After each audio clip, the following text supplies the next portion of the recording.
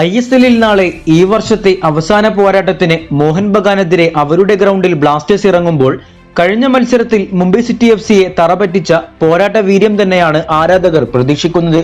നിലവിൽ നിരവധി പ്രശ്നങ്ങൾ ബ്ലാസ്റ്റേഴ്സ് നേരിടുമ്പോൾ നാളത്തെ മത്സരത്തിനായി കൊൽക്കത്തയിലേക്ക് പോയ ബ്ലാസ്റ്റേഴ്സിന്റെ 21 താരങ്ങൾ ആരൊക്കെയാണെന്ന് നോക്കാം.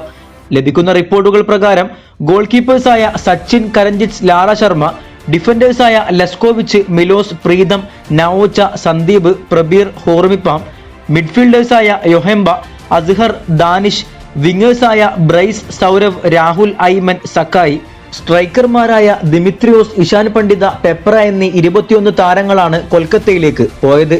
ഇതിൽ കൊൽക്കത്തയിലേക്ക് പോകാത്ത വിപിൻ, ബിദ്യ, നിഹാൽ എന്നീ താരങ്ങളിൽ വിപിന് കഴിഞ്ഞ മത്സരത്തിലെ പരിക്ക് ഭേദമായിട്ടില്ല. ബിദ്യക്കും നിഹാലിനും എന്തു പറ്റിയെന്ന് വ്യക്തമല്ല. എന്തായാലും ഉള്ളതുകൊണ്ട് ബ്ലാസ്റ്റേഴ്സ് നാളെ മികച്ചതാക്കുമെന്ന് തന്നെ പ്രതീക്ഷിക്കാം. വീഡിയോയുടെ അവസാനിക്കുന്നു. കൂടുതൽ കേരള ബ്ലാസ്റ്റേഴ്സ് ISL വാർത്തകളുമായി അടുത്ത വീഡിയോയിൽ കാണാം.